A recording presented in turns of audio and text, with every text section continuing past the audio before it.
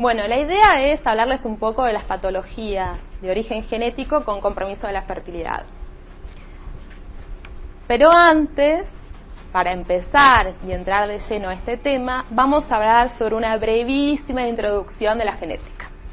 ¿Sí? ¿Se acuerdan todos? ¿Se acuerdan de los cromosomas que estaban dentro de nuestros núcleos? ¿Se acuerdan de la doble hélice de ADN? ¿Sí? Vamos a empezar definiendo qué es genética médica. Como todos saben, la genética médica es una rama de la medicina cuyo objetivo es la prevención, el diagnóstico, la prevención y el tratamiento de todos los defectos congénitos, tanto a nivel individual, familiar o poblacional. ¿Está bien? Esta es la definición clásica de genética médica. ¿A qué llamamos enfermedades genéticas? En verdad yo llamo una enfermedad genética a toda alteración en la secuencia de bases del ADN. Si yo tengo, esto se llama mutación, ¿sí? La definición de mutación es un cambio en la secuencia de bases del ADN. Entonces yo tengo una patología genética, quiere decir que hay una mutación en las bases del ADN, que siempre, por supuesto, al tener una enfermedad es permanente esta mutación. Según el tamaño de esta mutación puede ser génica, puede abarcar un solo gen, y en este caso es monogénica, puede abarcar más de un gen y puede ser poligénica. Si yo tengo una alteración en un conjunto de genes en un cromosoma, esta patología puede ser cromosómica. ¿Sí? Las patologías genéticas pueden ser hereditarias. Hereditaria significa que hay algún progenitor que la presenta, o pueden ser de novo, significa que solo se manifiesta en ese individuo. Ahora, ese individuo que tiene la patología la va a transmitir a su descendencia. ¿Está bien? Estos son conceptos básicos. Bien, si yo tengo una mutación, puede afectar tanto a las células germinales y transmitirse como a las células hemáticas. Y no toda mutación está asociada a patología. Hay mutaciones que tienen un efecto neutro, y estos se llaman los polimorfismos, que son alteraciones en la secuencia de bases del ADN, pero no siempre están asociados a patologías. Hay ciertos polimorfismos que predisponen a ciertas patologías multifactoriales. ¿Escucharon hablar de los polimorfismos alguna vez? Sí. Si sienten, ven que hay terminología que ustedes no entienden, les pido por favor que me paren. Bien, las enfermedades genéticas las podemos dividir en 4 grandes grupos clásicos. El primer gran grupo grande tiene que ver con las patologías de los 46 cromosomas. Todas las anomalías cromosómicas entrarían en este tipo de grupo. El segundo grupo tiene que ver con patologías de los genes. En general, este tipo de patologías son las monogénicas, donde hay afectado un solo gen. El segundo, o el tercer grupo, mejor dicho, tiene que ver con las enfermedades multifactoriales, donde acá no solo interviene la parte genética, sino tiene que ver mucho el medio ambiente. Y el otro grupo tiene que ver con la parte de los teratógenos. Hoy hay una nueva clasificación que incluye como un quinto grupo a las enfermedades mitocondriales. Bueno, ¿se acuerdan de la doble hélice de ADN? ¿Sí? Que está formado por las 4 bases, púricas y pirímicas, ¿sí? Por los azúcares y por los fósforos. Entonces, como yo les decía, dentro de nuestros núcleos, de todas nuestras células, tenemos los 46 cromosomas, que es el número que tenemos, salvo las gametas. En esos 46 cromosomas tenemos aproximadamente entre 30 y 35.000 genes. ¿Sí? Y además, hoy se sabe que hay un ADN que está fuera de ese núcleo, que se llama ADN citoplasmático, que es el ADN mitocondrial. ¿Bien? Entonces, simplemente lo que dice acá, que hay 46 cromosomas, 2 metros de ADN, 3 billones de bases del ADN y aproximadamente 30.000 genes. Entonces, acuérdense, nuestros 23 pares en nuestro núcleo, y les quiero mostrar, para que se acuerden un poco de la transcripción, la traducción del ADN, este video que vamos a ver. Es un video del proyecto Genoma Humano del año 2000, pero para refrescar un poco el tema de la traducción y la transcripción del ADN. Tiene que ver que estamos conformados todos por la misma cantidad de ADN, este ADN de doble hélice. Para formar las proteínas tiene que pasar por diferentes procesos enzimáticos, que yo no voy a entrar en detalle, pero para que ustedes refresquen y vean que en cualquier alteración de estos procesos puede llevar a una mutación. Y esta mutación puede asociarse a una patología.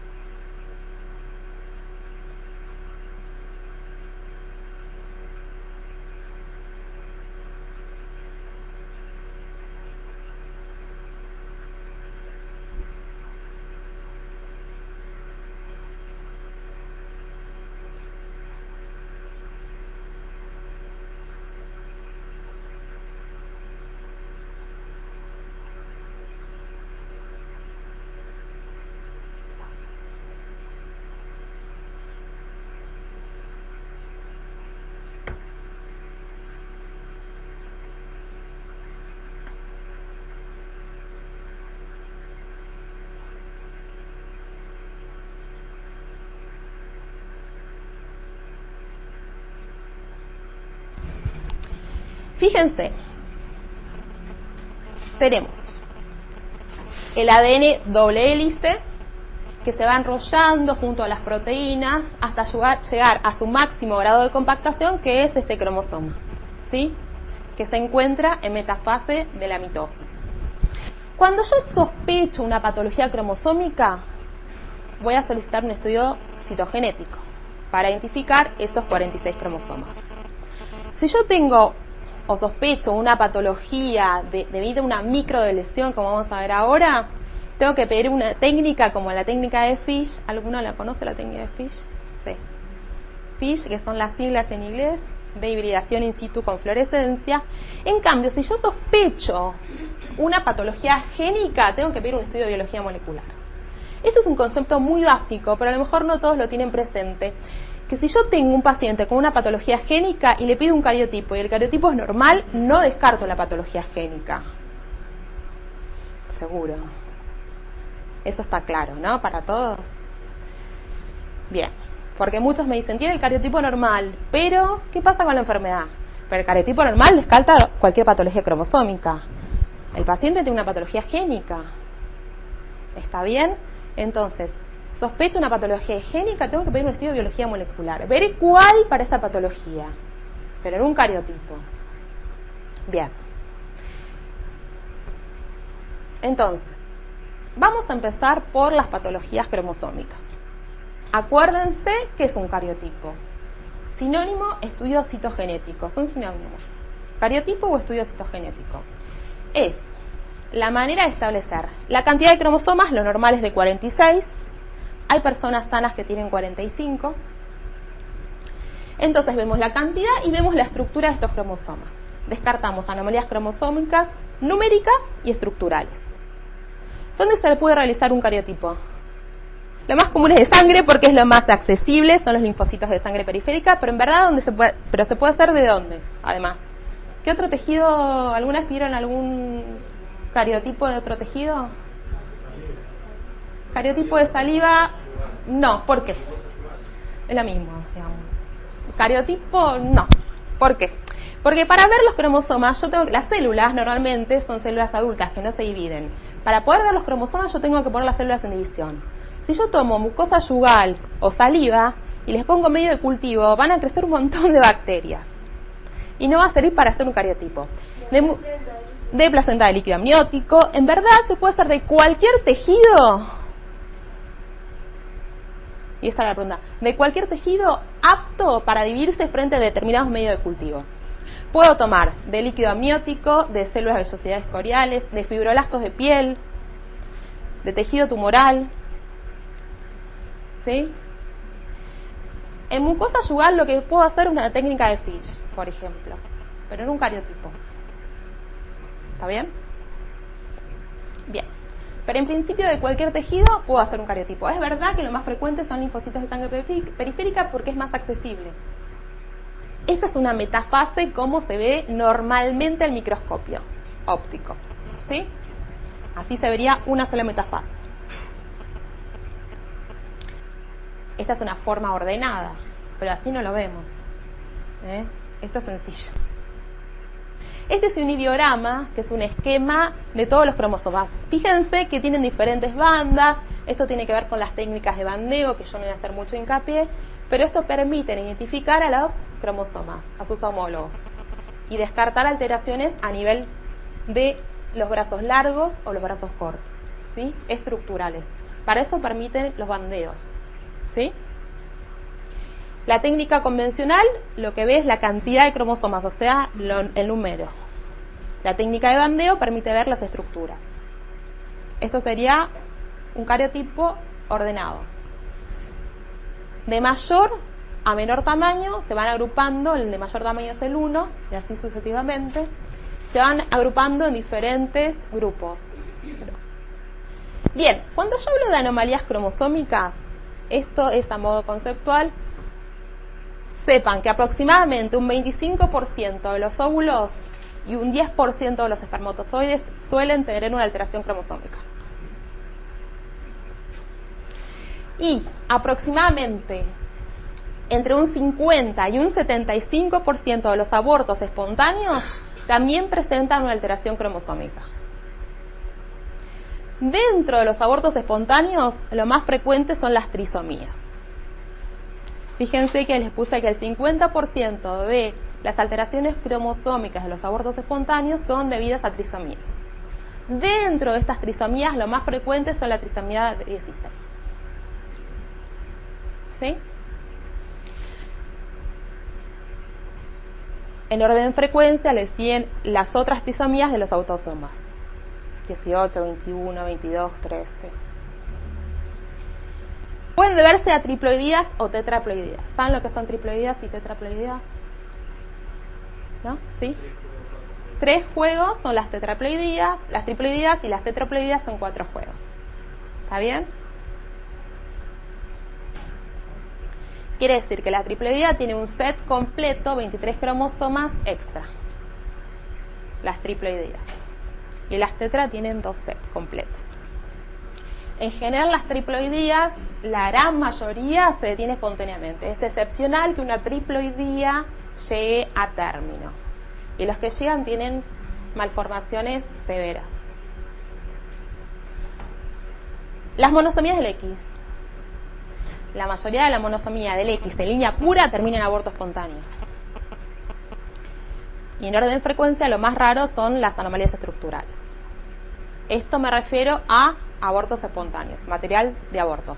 Material de legrado, material de aborto, también se puede hacer un estudio citogenético.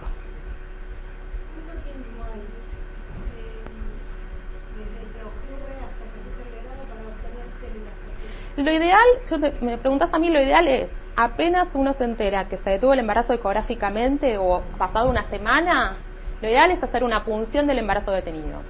Menos riesgo. Sí, yo he visto 2 semanas también. Pero lo ideal por ahí es hacer una punción y no traer material de legrado, porque hay menos riesgo de contaminación. Lo que decíamos antes, si hay contaminación en el legrado, van a crecer las bacterias y no voy a poder leer las células. Entonces es mejor una punción. Pero bueno, si no se puede, material de legrado.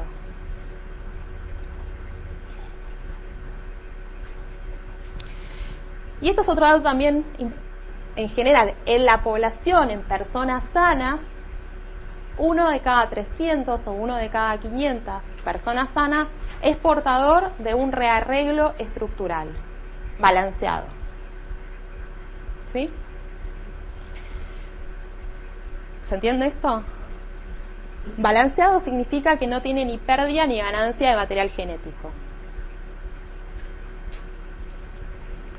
Esto implica, en base a esta data, que 1 en 150 o 1 en 250 parejas tienen riesgo de presentar abortos espontáneos recurrentes o recién nacidos polimalformados o con retardo mental debido a que son portadores de un rearreglo cromosómico.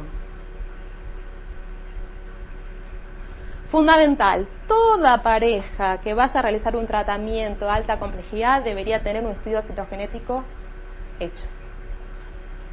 Fácil, accesible, dentro del plan médico obligatorio. Se hace una sola vez en la vida. Descartamos que no porte ninguna alteración.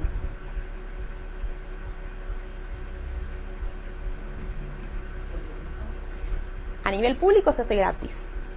Hoy la mayoría de las coberturas lo cubre. En el hospital, 200 pesos. ¿Vale la pena? Vale la pena.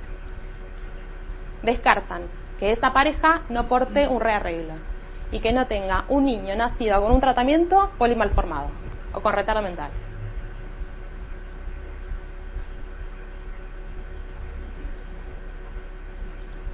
Vi pocos, pero vi.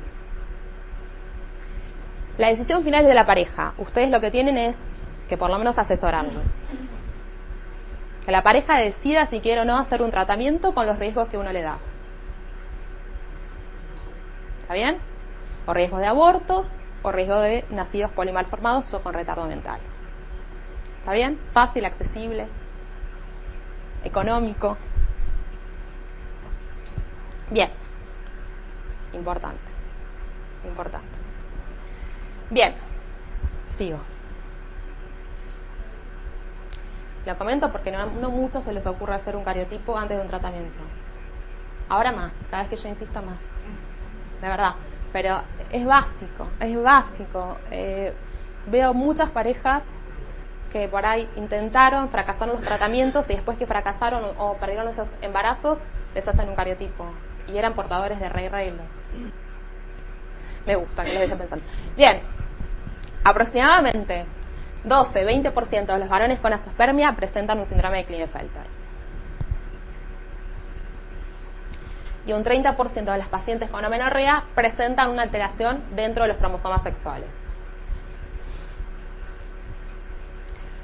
Al nacimiento, esto es en general, poblacional, las patologías cromosómicas oscilan entre el 0,5 al 1% de los recién nacidos y un 6% de las muertes perinatales. Y por supuesto, toda patología cromosómica es causa de discapacidad, retraso mental, patología neurológica y defectos congénitos.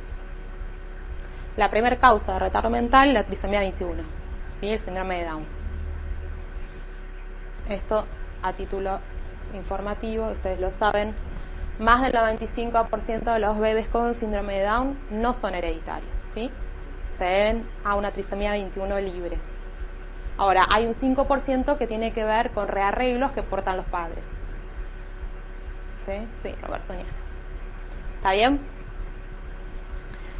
A veces el paciente dice, no sé por qué, pero yo no tengo ningún antecedente de Down. La mayoría son azarosos. Tienen que ver con qué factor, con la edad materna avanzada. ¿Sí? Fundamental. Las anomalías cromosómicas crípticas, por ahí no sé si ustedes alguna vez escucharon hablar de estos síndromes, se producen por microdeleción o microduplicación y en general son síndromes que la mayoría está asociado a retardo mental. Seguramente en el consultorio no los van a escuchar, pero a lo mejor algún antecedente, algún familiar que tiene un niño con estas características. Este tipo son microdeleciones, en general el diagnóstico no se hace a través de un estudio citogenético, sino en general se sospecha por la clínica y se solicita un tipo de estudio que es la técnica de Fish para ver la microdeleción. Como les decía, no sé si algunas escucharon hablar, sí, del síndrome de Prader-Willi, Angelman, el X frágil, no, pero no pertenece acá, no importa, para la próxima, pero está muy bien. Algunas escucharon del síndrome de George, velocardiofacial, el síndrome de Williams, ¿no? Estos son todos síndromes por microdeleción. También se lo llama síndrome de genes contiguos, porque hay una deleción en varios genes. Y lo puedo identificar con la técnica de Fish. Como les decía, en general, la mayoría son esporádicos, pero en general están asociados a retraso madurativo. Como yo los puedo identificar con la técnica de Fish, y que habíamos dicho recién que es hibridación in situ con fluorescencia. Hibridación, ¿saben lo que significa? Hibridar. Hibridar es pegar a su sonda complementaria. Una sonda es una secuencia de ADN. En este caso le voy a marcar con fluorescencia. Entonces yo sospecho que hay una microdeleción. ¿Qué voy a hacer? Voy a colocar una sonda marcada para esa región. Si la microdeleción existe, la realidad es que esa sonda no va a poder hibridizar, no se va a poder unir. Y la señal fluorescente no la voy a poder ver. ¿Se entiende? Hay diferentes sondas. Hay sondas que son secuencia o locus específica. Para los síndromes que yo les mencioné recién, voy a utilizar esas sondas. Si yo sospecho que el paciente tiene un síndrome de George, voy a utilizar una sonda específica para la región que se ubica en el brazo largo del cromosoma 22. Sonda específica. Hay sondas que son centroméricas. Las sondas centroméricas en general las voy a utilizar para contar más cantidad de metafases. Yo sospecho un mosaico y quiero confirmar un mosaico, entonces voy a utilizar una sonda centromérica. Me permite contar más cantidad de cromosomas. Sondas teloméricas o subteloméricas me permiten ver esa región del cromosoma, tanto la región terminal, telomérica, del brazo largo como del brazo corto. Y las de pintado completo cromosómico me permite ver todo el cromosoma completo. ¿Está bien? O sea que la técnica de Fish tengo que saber para qué la pido. Es orientada. No es en general técnica de Fish. Tengo que saber o solicitarla específicamente. Acá les traje unas fotos. Este es un pintado completo. Ven los dos cromosomas verdes. Esta es una secuencia locus específica. Es lo que yo les comentaba antes. Fíjense, En un cromosoma tenemos una señal verde y una señal roja, y en el otro solamente tenemos la señal verde. Quiere decir que hay una delesión de esa región en rojo, en el otro cromosoma. ¿Sí? Siempre que yo utilizo una técnica de Fish sonda específica, voy a utilizar otra sonda como marcador de la técnica. ¿Sí? Porque a lo mejor no se pegó, pero porque la técnica no funcionó. Entonces tengo que tener otra sonda que me valide la técnica. Esto es otro Fish centroamérico. Esta es una interfase. Fíjense que tenemos 3 señales rojas y 2 verdes.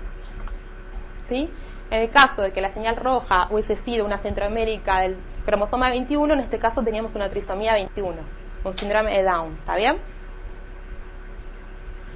Y está pintado completo, y en este caso lo que marca es una traslocación. ¿Sí? Fíjense, tenemos un cromosoma pintado todo de rojo, otro de verde, y estos cromosomas que hay intercambio. Cuando hablamos de patologías, fíjense, recién les mencioné las que son de síndrome de genes contiguos. Estas son los rearreglos subteloméricos. Tampoco creo que ustedes la vayan a ver, porque en general están asociados a retardo mental.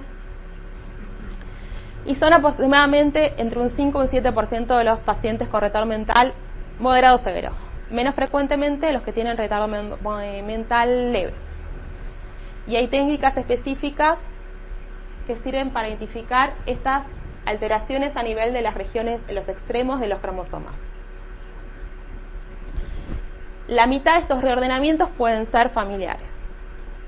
Entonces, cuando yo tengo el diagnóstico, en general les tengo que pedir a los progenitores a ver si ellos presentan el rearreglo. Y lo transmitieron en forma desbalanceada para que la descendencia tenga la patología. Esto yo lo sospecho cuando tengo un chico con problemas. Entonces, como yo les mencioné, hasta acá les vengo hablando de todas las patologías que podemos ver a través de un estudio citogenético, ¿sí? O a través de técnicas de Fish. La técnica de Fish es intermedia entre la citogenética clásica y la biología molecular. Vamos a ver ahora si yo sospecho una patología génica. Tengo un paciente que quiero descartar una patología génica tanto por la clínica, por los antecedentes familiares, porque lo quiero asesorar, porque va a ser un tratamiento de alta complejidad. Entonces, ¿cómo hago un estudio del ADN? ¿Cómo busco ese gen? En verdad, yo tengo que conocer la técnica. Acuérdense que cuando yo hago un estudio de un gen, primero lo que se hace es cortar a través de enzimas específicas esta región que voy a estudiar. No estudio todo el ADN completo, ¿está bien? Hay diferentes técnicas de biología molecular. Ustedes sabrán algunas, conocerán, recordarán. Primero, por supuesto, hay que amplificar esa región a través de una PCR. Algo de idea tienen, ¿no? De esto. ¿Se acuerdan del Southern Blot? Hay diferentes técnicas de biología molecular. Cada uno me va a servir. Yo tengo que orientarme según la enfermedad que sospecho. Tengo que orientarme y buscar qué tipo de patología es y qué tipo de estudio molecular existe para esa patología. No es que yo sepa todos los estudios moleculares para todas las patologías. Voy buscando y veo lo que se está haciendo.